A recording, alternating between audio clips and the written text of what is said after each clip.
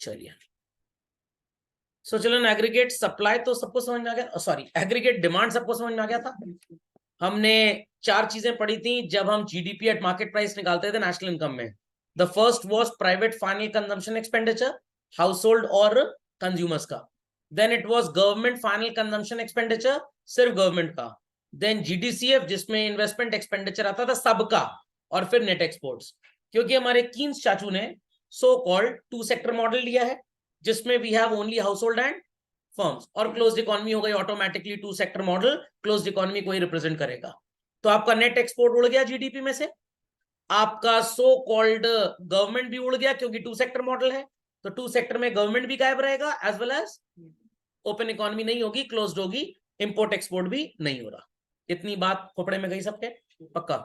Investment होगा reality में, if we have the expectancy to earn more profits, we would like to invest more, but in this theory it is assumed that your investment is autonomous. Expectancy profit की कुछ भी हो, आपका investment change नहीं होगा। यहां तक बातें सबको क्लियर है, पक्का। हेडिंग डालिए कॉपी में चिल्ड्रन, एग्रीगेट सप्लाई। मैं एकदम बेसिक एग्जांपल आपको लूंगा लोकल लेवल पे, फिर इसको मैं एग्रीगेट सप्लाई के लेवल पे कन्वर्ट करूंगा। Quickly put the heading. So children, aggregate supply की एक बेसिक डेफिनेशन आप पहले लिखिए, फिर मैं इस बेसिक डेफिनेशन का आपको कॉम्पोजिशन एक्सप्लेन करूंगा। Ready everybody?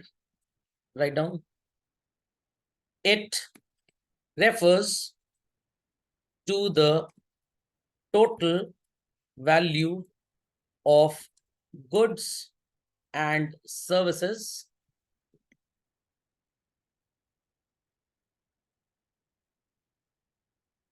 which the sellers are willing to produce and offer for sale in an economy. If this content is changed children in an economy, तो ये simply market supply हो सकता है। sellers को seller कर देंगे तो individual supply हो जाएगा। I repeat, if the definition would have been like this, it refers to the total value of goods and services which a seller is willing to produce and offer for sale. ये individual supply हो गया। It refers to the total value of goods and services which the sellers are willing to produce and offer for sale. ये market supply हो गया। But when the content in an economy gets added, ये बन जाता है what? Aggregate supply. अब अगर मैं आपको बोलूं aggregate supply equals to national income, तो आप पता है क्या बोलेंगे? सर धूप लग गई, आपको लगता है गर्मी में? सर ये क्या उल्टा पुल्टा बोले जा रहे हैं sir, what is this nuisance? Supply का इनकम से क्या लेना देना? अब कुछ बच्चे जो थोड़ा ज्यादा सोचते हैं ये सोच लेंगे, अच्छा अच्छा सर जो सेलर है ना नोट सप्लाई कर रहा है छाप छाप के, तो जिनको जिनको नोट देगा वो उनकी इनकम हो गई। ऐसा नहीं है, एकदम सिंपल कॉम्पोजिशन है, एकदम सिंपल। इसके लिए एक एग्जाम्पल आपको बस छोटा सा समझना पड़ेगा। ये चिल्ड्रन बॉक्स नजर आ रहा है? Children box is visible to all? जिनको नहीं विजिबल है वो हाँ बोल दें, जिनको विजिबल है वो ना बोल दें। नजर आ रहा है? चलिए very good. Yes sir, yes sir. देखिए बीच बीच में आपकी आई साइट भी चेक होती रहती है। What it clear? पहले मैंने छोटा फॉन्ट लिखा फिर बड़ा फॉन्ट लिखा। तो ये है कंट्री लाइक इंडिया चिल्ड्रन, और इस कंट्री के अंदर ये सब कौन है सर? वही बेचारे जो देश के लिए सबसे ज्यादा काम करते हैं, और गवर्नमेंट इन्हीं को ताना मारती है। वेरी गुड, ये बिजनेसमैन है, ये सबसे परेशान आत्मा है पूरे देश की, क्योंकि देश के लिए बेचारे लगे रहते हैं, कितने लोगों को एम्प्लॉयमेंट प्रोवाइड करते हैं, और गवर्नमेंट इन्हीं को नहीं छोड़ती। यही बेचारे सबसे ज्यादा टैक्स भी देते हैं। वो कहावत सुनिए, नेकी कर दरिया में डाल।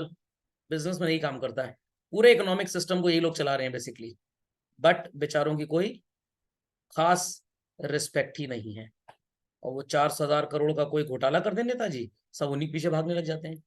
तो this is country called India, this is country called India. अब यहां पे बच्चों सो कॉल्ड ये जितने भी बिजनेसमैन हैं, they are doing productive activity. समझ में आ गया? तो productive activities of the sellers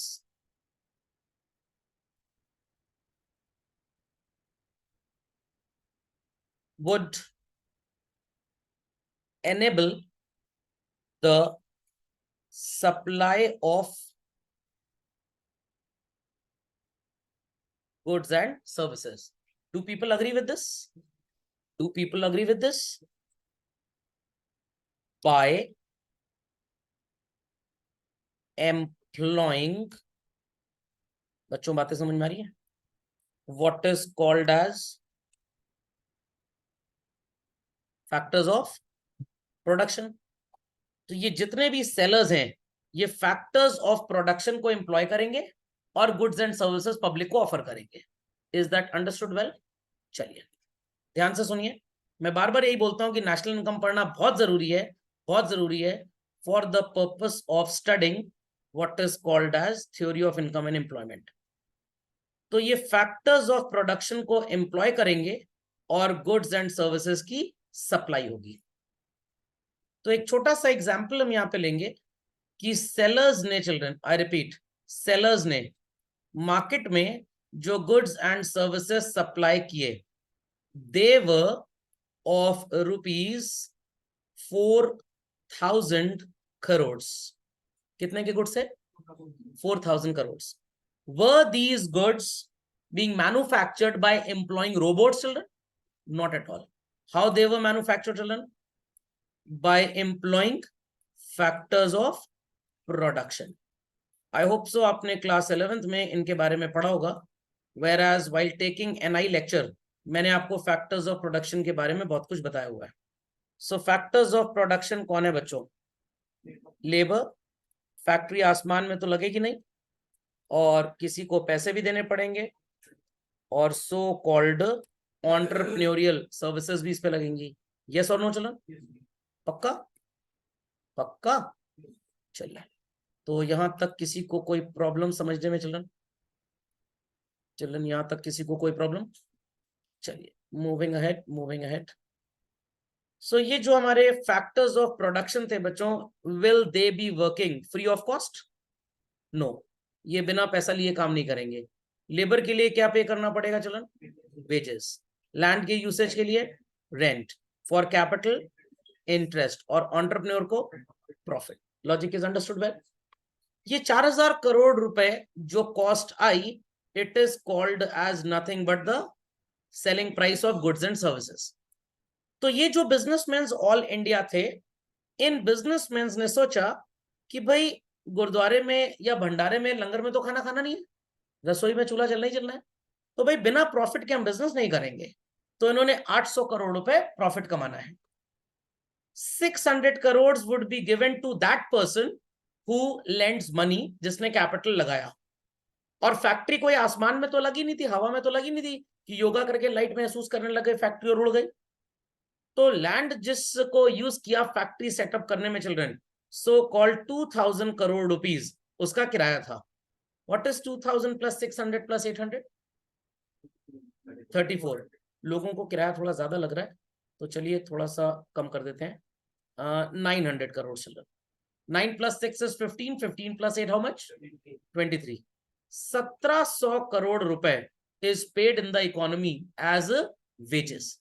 So I can confidently say whatsoever money is distributed in the economy as wages to the labor, as rent for land, as interest on capital, as profit to the entrepreneur, equals to the amount of goods and services that are supplied. Two sector model की बात कर रहे हैं बच्चों. मैं बार बार एक ही बात आपको समझा रहा हूं. It's a two sector model basically. तो टू सेक्टर मॉडल में एक तो हमारा फॉरेन सेक्टर गायब हो गया, रेस्ट ऑफ द वर्ल्ड, और गवर्नमेंट भी गायब हो गई. क्लोज्ड इकोनॉमी है. I repeat, it is a closed economy. Forget about depreciation as of now. तो पूरे देश में कितनी इनकम डिस्ट्रीब्यूट हुई चिल्ड्रन? 4,000 करोड़. और वही 4,000 करोड़ रुपए के गुड्स एंड सर्विसेज बाजार में गए बेसिकली. सुनाई पड़ी ये बात? सो कंट्री में सप्लाई कितने की थी बच्चों? 4,000 करोड़, और इनकम भी कितनी डिस्ट्रीब्यूट हुई? 4,000 करोड़। तो now it is certified aggregate supply equals to national income. बहुत जगह आपको ऐसा भी देखने को मिलेगा बच्चों, it is AS equals to Y। तो कंट्री में गुड्स एंड सर्विसेज की सप्लाई कौन करेगा? एंटरप्रेन्योर, रिस्क लेके रिसोर्सेस को मैनेज करके, but without the involvement of hard work of the person labourer होता है, उसकी मेहनत को लेबर बोलते हैं, without setting up the factory और प्रोडक्शन सेंटर्स और service providing consultancies on a piece of land, without investing capital and without entrepreneurial innovative activities, क्या प्रोडक्शन पॉसिबल है? बिल्कुल भी नहीं है। तो हमने 4,000 करोड़ के जो गुड्स एंड सर्विसेज सप्लाई किए, उनकी वैल्यू 4,000 करोड़ कैसे बनी? भाई फैक्ट्री वालों ने पूरे इंडिया में वर्कर्स को, लेबरर्स को कितने पैसे दिए? 1,700 करोड़। ये किराया दिया, ये इंटरेस्ट दिया, और ये उनका प्रॉफिट। तो सब जोड़ के कॉस्ट हम बाजार में गुड्स बेच के रिकवर करेंगे। लॉजिक समझ में आ गया? और इकोनॉमिक्स में बच्चों profit is also a part of normal cost. अगर आपको याद हो, normal profit is a part of cost, ये माइक्रो इकोनॉमिक्स में पढ़ा था। अगर भूल गए हो तो टेंशन की जरूरत नहीं है, आप मेरे कॉस्ट के वीडियोस देख लीजिएगा, दूसरे तीसरे या पहले वीडियो में आपको मिल जाएगी ये बात। तो is it understood? Fine, that aggregate supply equals to what children? National income. समझ में आ गई बात? तो सब लोग सेटिस्फाई हो गए इस कहानी से? झटपट बच्चों लिख लें वेरी क्विकली। चलिए सो चिल्ड्रन आगे चलते हैं, एक दो बातें मैं आपको और बताऊंगा। What is the total income earned by the FOPs in the economy is equal to aggregate supply। अब कंट्री में 4,000 करोड़ के गुड्स एंड सर्विसेज अवेलेबल है, और लोगों की जेब में पैसे भी कितने हैं children? 4,000 crore. Will these goods be thrown away? America होता तो क्या अलास्का में, और इंडिया है तो क्या बे ऑफ बंगाल में फेंक देंगे? सर वहां फेंक दीजिए सर, तमिलनाडु के पास है, किसी को पता भी नहीं लगेगा। ऐसा तो कुछ होगा नहीं। तो ये जो लोग हैं, those who are earning income, they will go to the market and be willing to buy goods worth 4,000 crore. तो जितना इन्होंने कमाया, अगर पूरे के पूरे गुड्स इन्होंने खरीद लिए, आई रिपीट, पूरे के पूरे गुड्स इन्होंने खरीद लिए, तो कंट्री में स्टेबिलिटी रहेगी। बट अगर ये 4,000 करोड़ कमा रहे हैं, बाजार में 4,000 करोड़ के गुड्स भी हैं, और ये बेचारे सिर्फ 3,000 करोड़ खर्च करना चाहते हैं, तो what amount of goods and services would be lying unsold और एक्सेस चिल्ड्रन? 1,000 करोड़। अब बेचारे सेलर्स को बेचने के लिए क्या करना पड़ेगा? इनको अट्रैक्ट करना पड़ेगा। क्या दुकान के बाहर खड़े होकर डांस करने लग जाएंगे? Absolutely not. इनको प्राइसेस को कम करना पड़ेगा, तो आ जाएगा डिफ्लेशन कंट्री में, और डिफ्लेशन से फिर प्रॉब्लम स्टार्ट हो जाएगी। तो बस यही रिश्ता आपको इस पूरे चैप्टर में पढ़ाया जाता है। तो अब इस चैप्टर को theory of income and employment क्यों बोलते हैं? Now you will get the answer. जब तक इनके पूरे 4,000 करोड़ के गुड्स बिक नहीं जाते बच्चों, will they be employing further FOPs, buying more raw material, employing more workers, using more land, borrowing more money and investing into the business to produce more goods? No, 1,000 crore के पहले ही नहीं बिक पा रहे। तो जब तक ये पूरे गुड्स बिक नहीं जाते, हमारी जो प्रोडक्टिव एक्टिविटीज होंगी उन्हें सस्पेंड कर दिया जाएगा। शायद अगर आप लोग फॉन्ड ऑफ रीडिंग न्यूज़पेपर्स हो, तो शायद आपने सुना होगा टाटा ने अपना प्लांट 3 दिन के लिए बंद कर दिया। ये नैनो के केस में होता था, मार्केट में सेल कम होती थी, गाड़ी अगर डेली बन रही तो डेली बाजार में आएगी, तो इट इज बेटर कि अगर मार्केट में सेल्स स्लम्प जा रही है तो फैक्ट्री बंद कर दे। Is that clear? मान लीजिए कि भाई आपके स्कूल में इलेक्ट्रिसिटी बिल बहुत आ रहा है, तो क्या किया जाए? सर वीकेंड पे छुट्टी करवा दीजिए, सैटरडे कुछ इलेक्ट्रिक बिल कम हो जाएगा। गुड आइडिया, समझ में आया? पहले हमारे उत्तर प्रदेश में जब BMW जी की गवर्नमेंट थी, BMW मतलब बहन मायावती, गॉट इट क्लियर? तो अब मैं ये नहीं बोल सकता बड़ी करप्ट ऑफिसर थी, नेता बोलो या करप्ट बोलो, बात तो एक ही, अपने देश में कोई ऐसी बात नहीं है। Got it clear? भाई पार्ट ऑफ द गेम है, हम आप भी होते तो हम भी वही काम कर लेते। हाँ, कोई टेंशन की बात नहीं है। तो सो कॉल्ड 10 से 1 स्पेशली यूपी में बच्चों लाइट का कट रहता था। तो I went into the depth and have some people with close connection in electricity department and ask them कि ऐसा क्यों होता है। कह रहे 10 to 1 जो होता है वो पावर का कंजम्पशन सबसे ज्यादा होता है। उसी समय लोग के टेक्नोलॉजी यूज करते हैं, कटिया बीच में लगा लेंगे तार, और बिल पे करते नहीं। तो 10 to 1 में अगर हम लाइट काट देते हैं तो हमारी चोरी 30-40% रुक जाती है। समझ में आया? और किसी आवर्स में अगर लाइट काटेंगे तो चोरी इतनी ज्यादा नहीं रुकेगी। लॉजिक अंडरस्टूड और नॉट? लॉजिक अंडरस्टूड और नॉट? पक्का? तो ये सब काम होते थे कंट्री में। तो अब जब तक ये 4000 करोड़ के गुड्स बिक नहीं जाएंगे बच्चों, ये फर्दर रिसोर्सेस को एम्प्लॉय करके गुड्स को प्रोड्यूस नहीं करेंगे, तो employment level in the economy will go down. Employment कम होगा तो उनको कमाई नहीं मिलेगी, income level will also go down. बात समझ में आ गई? तो सर क्या कैसे मतलब सही किया जाए? अरे आसान है, एकदम आसान है। आप हैं government of India, what you will do, लोग पैसा नहीं खर्च कर रहे ना, आप बैंक के रेट ऑफ इंटरेस्ट को कम कर दीजिए, इतना कम कर दीजिए, इतना कम कर दीजिए कि लोग कहेंगे भाई बैंक में इन्वेस्ट करने में कोई अर्निंग्स नहीं है, better we should spend money, वो पैसा खर्च करना स्टार्ट कर देंगे।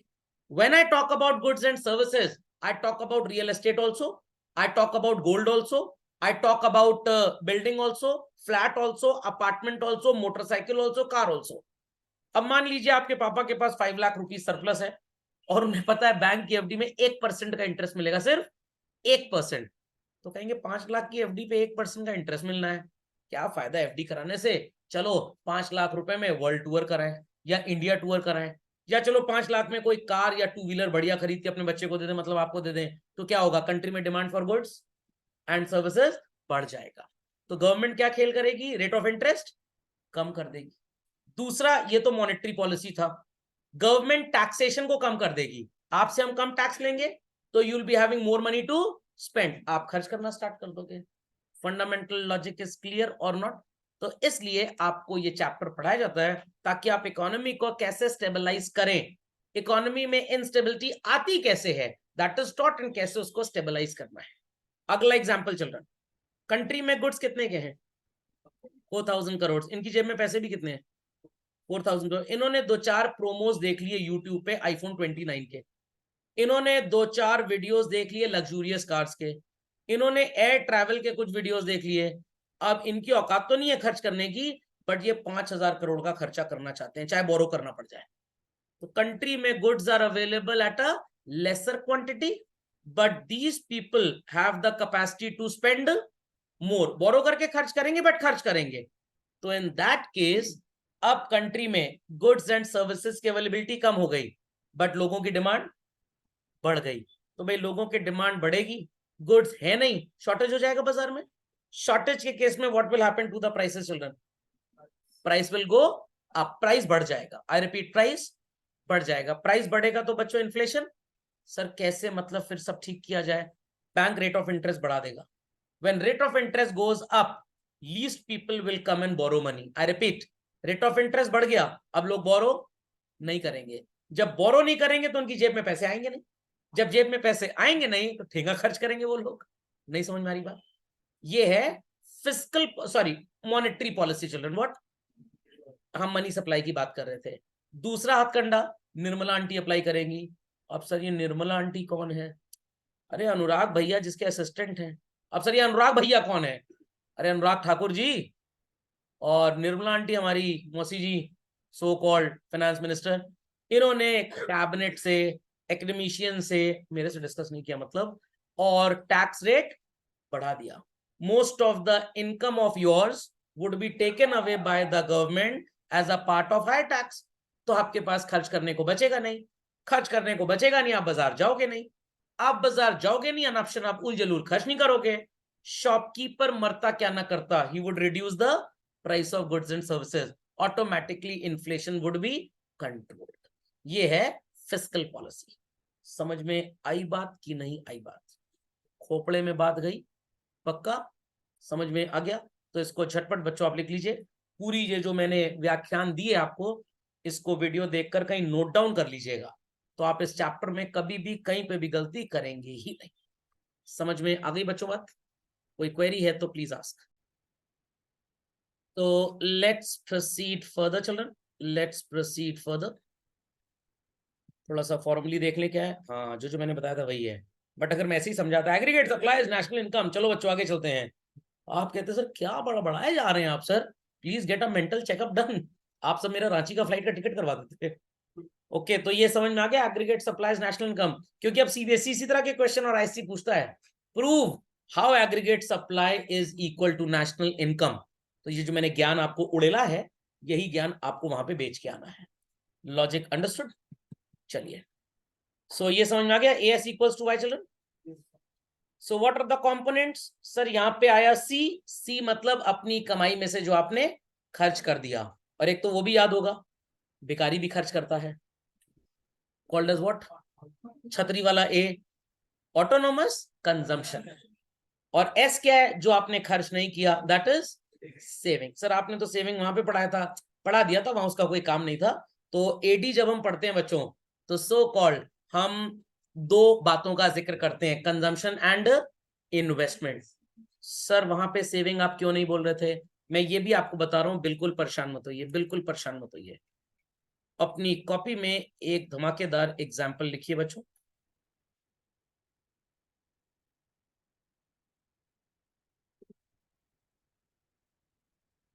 मेरी कॉलोनी में एक अंकल रहते हैं, उन्हें टाई पहनना बहुत पसंद है बच्चों, और प्यार से मैं उनको मिस्टर टाई बोलता हूँ। Theory of income and employment, समझ में आ गया? तो सर आप क्यों इनको टाई बोलते हैं? अरे मेरे को अच्छा लगता है इसलिए मैं टाई बोल देता हूँ इनको। ये जो अंकल टाई हैं, इन्होंने बच्चों एज FOP कुछ पैसा कमाया, और as a consumer he would be spending some money also. सुनाई पड़ी बात? सुनाई पड़ी बात? सो ही इज गेटिंग, मतलब uncle ji is getting income of से ₹10,000। ऑब्वियसली ट्रू, 10,000 इनकी इनकम है, और एग्जाम्पल को थोड़ा इजी रखने के लिए आई एम अज्यूमिंग कि ये अंकल खर्च भी कितना कर रहे हैं बच्चों? 10,000 रुपी। सर कैसे 10,000 खर्च कर रहे हैं? डे टू डे स्पेंडिंग पे he is paying what is called as 7,000. It is called as, children, what? Consumption. समझ में आ गया? And remaining 3,000 he happened to save. इतनी बात समझ में आती है आपको? बट ये जो एरो यहाँ ड्रॉ किया है बच्चों, ये एक्चुअली चैप्टर के कॉम्पोजिशन के हिसाब से गलत जगह ड्रॉ कर दिया है। यहाँ पे आपको C और S में कोई भी इंटरेस्ट नहीं होना चाहिए। Here you should be interested in how much money would be spent and how much money would not be spent, rather saved. Where it is saved, from there it is lent to somebody.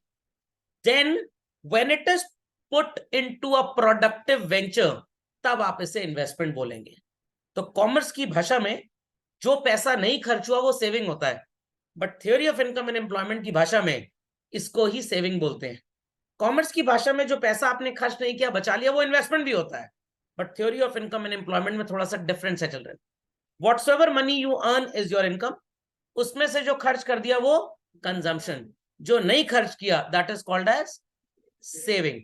तो बच्चों saving का जो concept आएगा वो यहां पे आएगा, consumption and saving.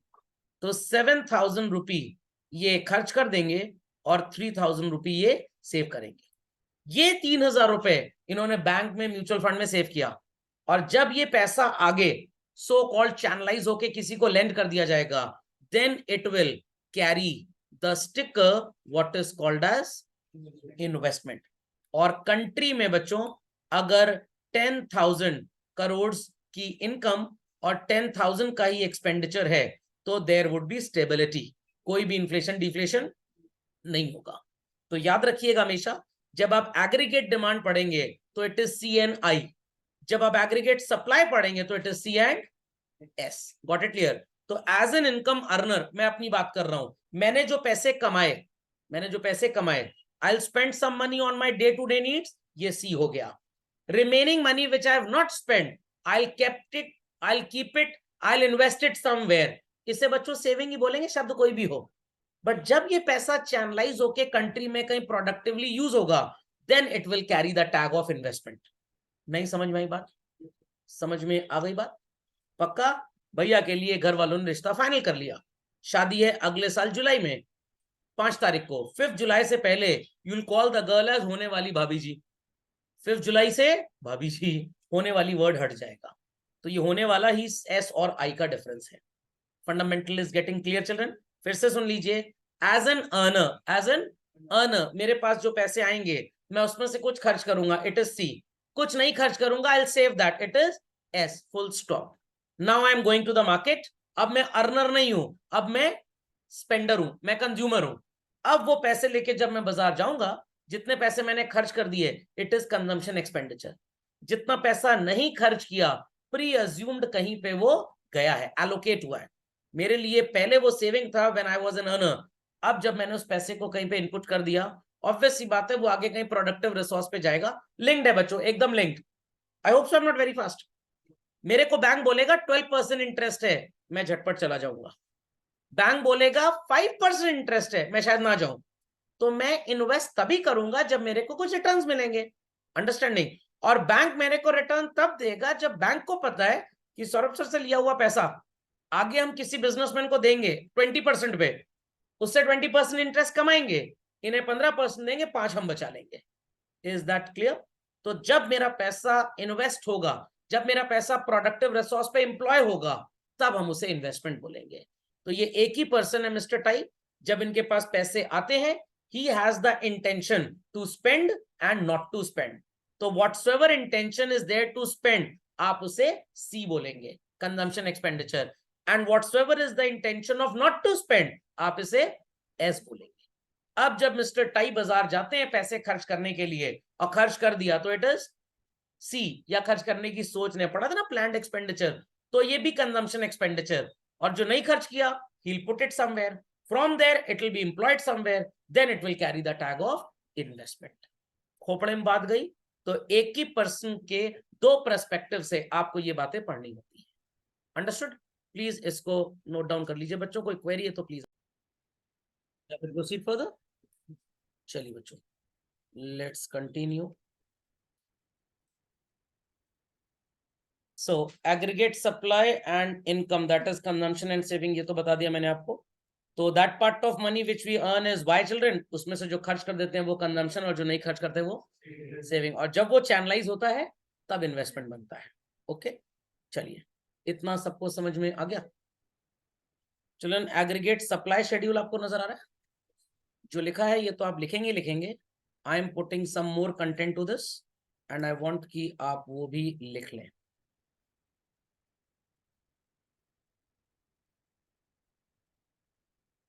Ready, children?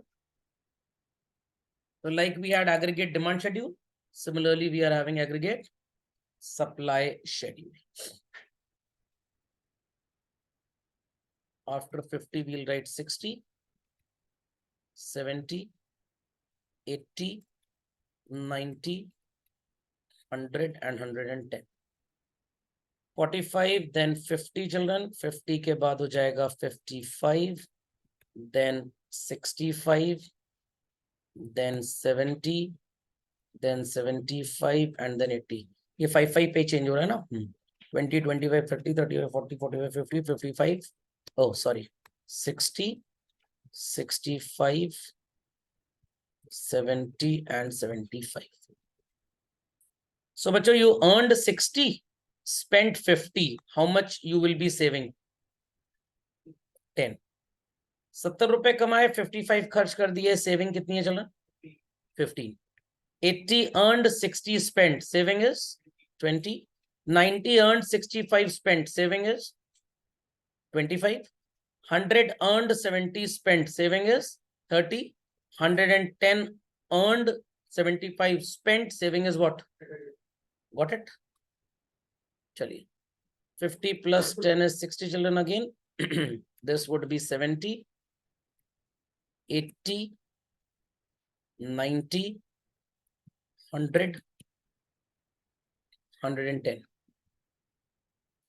Important phenomena to be understood is this children. हमारे पास स्टार्टिंग में इनकम कम थी। I repeat children, income was very very very less. Zero income थी, बट स्टिल खर्च कितना कर रहे थे? 20। क्या बोलते हैं बच्चों इसको? Autonomous consumption. 10 रुपी कमाए, 25 खर्च कर रहे हैं। How much we are borrowing? 15। पहले बोरो कर रहे थे 20 earned, 30 spent, borrowing is what children? 10. 30 earned, 35 spent, borrowing is how much? 5. 40 earned, 40 spent, borrowing is 0. अब बच्चे बोलते हैं सर इकोनॉमी यहाँ पे स्टेबिलिटी में आएगी। हम मतलब मैं पूरी कंट्री की बात कर रहा हूँ यहाँ पे, आपकी अपनी बात नहीं कर रहा हूँ। ऐसा नहीं है बच्चों, ये जो -20, -15, -10, -5 था, यहां तक आके ये कॉम्पनसेट हुआ है। तो प्लीज इसको जरा मार्क कर लें, नहीं तो आप गलती कर देंगे। So at this point children, it is compensatory in nature. सुनाई पड़ गई सबको बात?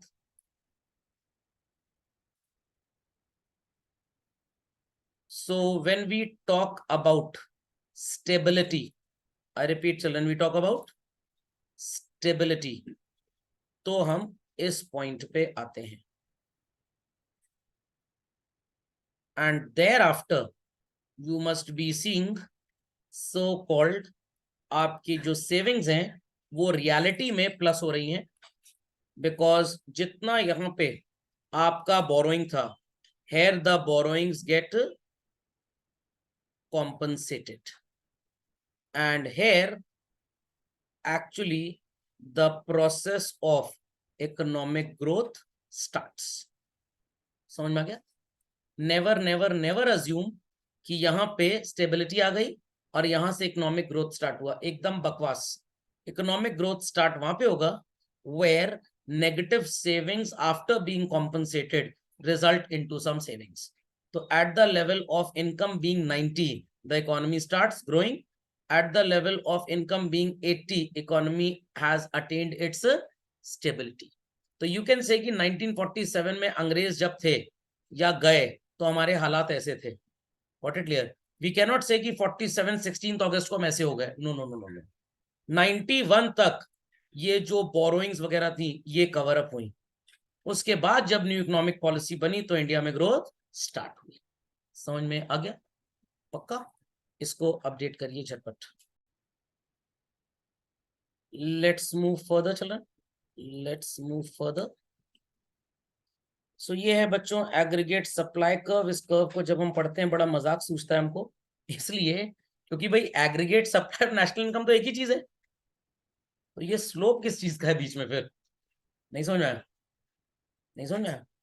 एक जोक सुनाता हूं आपको मैं।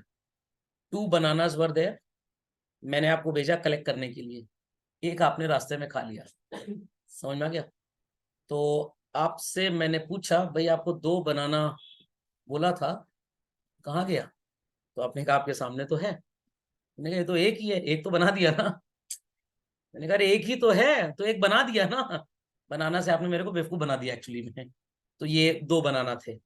तो बेवकूफी भरी बात इस ग्राफ में, पता नहीं क्या इकोनॉमिस्ट सोचते रहते हैं, जाहिल बुद्धि क्या बना देते हैं इसको। भाई एक एक्स एक्सेस है, एक वाई एक्सेस है, बीच में 45 डिग्री कहां से चला आया? समझ में आई बात? When I was a student हमारे सिलेबस में चैप्टर था ही नहीं कभी आईसी बोर्ड में। ये जब आया और मैंने इसको पढ़ना स्टार्ट किया, मैंने कहा ये क्या पागलपंती है। पहले तो कितने दिन तक यही नहीं समझ में आया, खैर 20 साल पुरानी बात है ये, यही नहीं समझ में आया कि ये एग्रीगेट सप्लाई नेशनल इनकम एक जैसा कैसे होता है। तो थोड़ी सी एडवांस बुक्स वगैरह पढ़ी तो उसमें समझ में आया, जब वो जीडीपी को कंपेयर करके दिखाया गया तो आई अंडरस्टूड कि भाई 2 सेक्टर है तो फॉरेन वाला उड़ गया, गवर्नमेंट है ही नहीं एंड ऑल दैट। अब इसका मतलब ये है बच्चों कि जैसे जैसे आपकी इनकम बढ़ेगी योर विलिंगनेस टू स्पेंड भी बढ़ेगी। बट इज इट नेसेसरी कि अगर आपकी इनकम डबल होती है तो आपका खर्चा भी डबल हो जाता है? No. Is it necessary if your income increases by 4 times your expenditure will also increase by 4 times? ऐसा जरूरी नहीं है। लॉजिक समझ आया? ऐसा जरूरी नहीं है। बट एक बात सुपर करेक्ट है, अगर कंट्री में चिल्ड्रन 10,000 करोड़ के गुड्स एंड सर्विसेज सप्लाई हुए तो एफओपीज को कितना पैसा मिला होगा? 10,000 crore. If country is having the supply of 30,000 crore worth of goods and services, FOPs को कितना मिला होगा? 30,000 करोड़। अगर यूएस में पिछले साल 4 लाख करोड़ डॉलर के गुड्स एंड सर्विसेज सप्लाई हुए कंट्री में तो एफओपीज को कितना पैसा बटा होगा? 4 लाख करोड़। ये वो रिप्रेजेंट कर रहा है। समझ में आ गया? सर ये 45 डिग्री पे क्यों बना हुआ है? इसका भी लॉजिक आपको याद होगा, हमने इलास्टिसिटी में यूनिटरी इलास्टिक सप्लाई पढ़ी थी एक बार। जितना चेंज प्राइस में आएगा अगर उतना ही क्वांटिटी में आता है तो you will develop a 45 degree angle. तो ये ग्राफ का सिंपल सा लॉजिक है, अगर एक्स एक्सिस और वाई एक्सिस का चेंज कांस्टेंट है तो आपका 45 डिग्री का स्लोप बनेगा। अगर आपने मैथ्स में थोड़ा इक्वेशन ऑफ लाइन वाइन पढ़ा, मेरे को ज्यादा मैथ्स नहीं आती है, तो वहां पे आपको ये चीज भी पढ़ाई जाती है। व्हाट इट, तो if the supply of goods and services in an economy is doubled, FOPs को मिलने वाला पैसा भी डबल ही होगा। अब पता है कुछ बच्चे क्या सोच रहे हैं, सर जरूरी है कि हम गुड्स ज्यादा सप्लाई करें तो अपने नौकर को ज्यादा तनख्वाह दें? नहीं, आप बिल्कुल नहीं देंगे। प्रॉफिट तो कमाएंगे आप, प्रॉफिट तो कमाएंगे आप। मैं लिख के दिखा रहा हूं, समझने की कोशिश करिएगा, ना समझ में आए तो 10,000 बार पूछिएगा। So children, it is value of goods and services. ठीक, and here we call it as national income. Ready to understand? Children ready? अगर हमने इकोनॉमी में 1,000 करोड़ रुपए के गुड्स एंड सर्विसेज सप्लाई किए, wages, rent, interest and profit, अगर economy में 5,000 करोड़ के गुड्स सप्लाई किए, अगर इकोनॉमी में 10,000 करोड़ के गुड्स सप्लाई किए, अगर इकोनॉमी में 20,000 करोड़ के गुड्स सप्लाई किए, आई वांट टू से कि भाई आपकी इनकम भी उतनी ही होगी जितने गुड्स एंड सर्विसेज की सप्लाई होगी। अगर ना विश्वास हो तो आप मेरे कंटेंट को जरूर देखिएगा बच्चों, बहुत ध्यान से। 200 crore wages, 300 crore rent, 100 crore interest and 400 crore what, profit. 5,000 crore के गुड्स सप्लाई हो रहे हैं, rent of the factory remain same, interest on borrowings remain same. आपने ज्यादा वर्कर्स को हायर किया इसलिए वेजेस तो आपको ज्यादा देने पड़ेंगे। Profit goes up to 1,600 crore. हो गया बच्चों, 3, 4, 46, 47, 10,000 करोड़ रुपए के गुड्स एंड सर्विसेज सप्लाई कर रहे हैं। आपके अंदर ब्रिटिशर्स की आत्मा चली आई, वर्कर्स को एक्सप्लॉइट किए जा रहे हैं, कोई सैलरी एक्स्ट्रा नहीं दे रहे हैं, सिर्फ काम उनसे दनादन कराए जा रहे हैं। फैक्ट्री का रेंट भी इतना है और इंटरेस्ट भी आप ज्यादा नहीं दे रहे हैं, तो सो कॉल्ड 3,400 एंड आपका प्रॉफिट कितना हो गया? जल्लाद कैपिटलिस्ट, जल्लाद कैपिटलिस्ट। कार्ल मार्क्स की आत्मा आज आपके सपने में आएगी। समझ में आ गया? 20,000 करोड़ के गुड्स एंड सर्विसेज, वर्कर्स का खून चूस लिया आपने, 1,000 करोड़ में खून बिक गया उनका। जिसको आप रेंट दे रहे थे उससे आपने कहा हम तुम्हारी फैक्ट्री खाली कर रहे हैं, एक फ्री की जमीन मिल गई है वहां जा रहे हैं, तो आपका रेंट कितना हो गया चिल्ड्रन? 0। और जिसको पैसे वैसे आपने देने थे ना, इंटरेस्ट वगैरह, आप विजय माल्या बन गए और भाग गए इसका पैसा लेकर, अब इसको इंटरेस्ट भी नहीं देना, तो पूरा का पूरा 18,000 करोड़ क्या होगा? क्या होगा? Profit, income. तो कहने का मतलब चिल्ड्रन, हर केस में your NI is equal to aggregate supply और नॉट। जैसे जैसे आपकी सप्लाई बढ़ रही है वैसे वैसे आपकी इनकम भी तो बढ़ रही है। तो जब आप यहाँ पे प्लॉटिंग करेंगे चिल्ड्रन, से 1,000 करोड़, 5,000, 10 एंड 20, और यहाँ पे भी 1,000 crore, 5,000 crore, 10 and 20, same gap पे पॉइंट्स प्लॉट होंगे। तो भाई जब आप सबको जोड़ेंगे तो 45 डिग्री का, दैट इज 90 डिग्री का बाइसेक्टर बन जाएगा। अभी भी नहीं समझे तो मैं फिर से आपको एक ग्राफ प्लॉट करके दिखाई देता हूं। चलिए यहाँ पे एक ग्राफ प्लॉट करते हैं।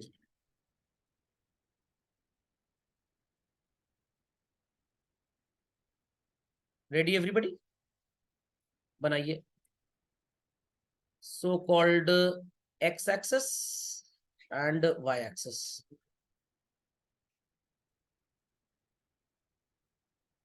सो यहाँ पे एनआई प्लॉट करेंगे, it is 1,000 crore, it is 5,000 crores, it is 10,000 crores, and it is 20,000 crores.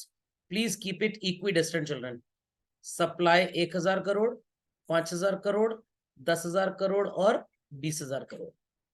Children 1 और 1 यहाँ पे प्लॉट होगा, 5 and 5 is here, 10 and 10 is here, 20 and 20 is here. मेरे पास स्केल नहीं था, हो सकता है थोड़ा सा मिस मैच हो जाए, else it is a straight line, 45 degree angle. Satisfied now? पक्का? कंफ्यूजन तो नहीं होगा? Sir when aggregate supply I repeat children, when aggregate supply and national income is one and the same thing, हम ये क्या बना रहे हैं, ये रिश्ता क्या कहलाता है? जैसे जैसे कंट्री में supply of goods and services बढ़ेगा वैसे वैसे इनकम बढ़ेगी। आपने अपने शहर में ही देखा होगा, जैसे ही नए स्कूल्स खुल जाते हैं लोगों की कमाई पूरे शहर में बढ़ जाती है। Sir how is this possible? भाई स्कूल सेटअप हुआ तो ड्रेस वाले की ड्रेस बिकने लग जाएगी, व्हाट इट क्लियर, बुक्स वाले की बुक्स बिकने लग जाएंगी। सर तो बच्चे कहाँ से आएंगे? अरे पॉपुलेशन भी तो बढ़ रही है, पॉपुलेशन बढ़ रही है, टीचर्स को एम्प्लॉयमेंट मिलेगा। जिन टीचर्स को अभी तक एम्प्लॉयमेंट नहीं मिल रहा था उनकी तनख्वाह बढ़ेगी, वीकेंड्स पे आउटिंग पे जाके संडे को सैटरडे को रेस्टोरेंट में डिनर करेंगे, तो रेस्टोरेंट की डिमांड बढ़ जाएगी। तो जैसे जैसे कंट्री में supply of goods and services बढ़ता है वैसे वैसे इनकम भी बढ़ जाता है। जब तक ये पैरेलल चलता रहेगा इकोनॉमी स्टेबल रहती है। और जब लोगों की कमाई बढ़ गई, पैसे तो है हमारे पास बट रेस्टोरेंट हमारे मोहल्ले में ज्यादा नहीं खुल रहे हैं, ज्यादा शहर में रेस्टोरेंट नहीं खुल रहा, तो जो रेस्टोरेंट वाला है वही अपने प्राइसेस मील्स के बढ़ा देगा। पीवीआर को पता है हमारे प्रयागराज सिटी में लोगों की कमाई तो बढ़ रही है बट और कोई उनका कॉम्पिटिटर नहीं है, तो नालायकों ने टिकट का प्राइस बढ़ा दिया। समझ में आई बात? तो इसी तरह से इन्फ्लेशन होने लग जाता है, या लोगों की कमाई बढ़ रही है उससे भी ज्यादा स्पीड में सेलर्स गुड्स और ज्यादा बनाए जा रहे हैं। In that case people are not there in the market but goods की सप्लाई है, डिफ्लेशन आ जाएगा कंट्री में। खैर पढ़ना बहुत कुछ है इसमें भी। ये रिश्ता सबको समझ में आ गया बच्चों? जिन्होंने ग्राफ नहीं ड्रॉ किया प्लीज ड्रॉ कर लें। चलिए let's continue further children. Any doubts? Many doubts children? Got it? चलिए अब सर ये क्या कहानी है? ये कहानी अगले लेक्चर की कहानी है। आपको यहाँ पे एक मैंने स्टार्टिंग में एग्रीगेट डिमांड में सी स्लोप बना के दिखाया था, बस इसी को कंपेयर करने से इन्फ्लेशन डिफ्लेशन का असर आपको समझ में आ जाएगा। तो ये हमारे अगले लेक्चर की पढ़ाई है। That's all for today.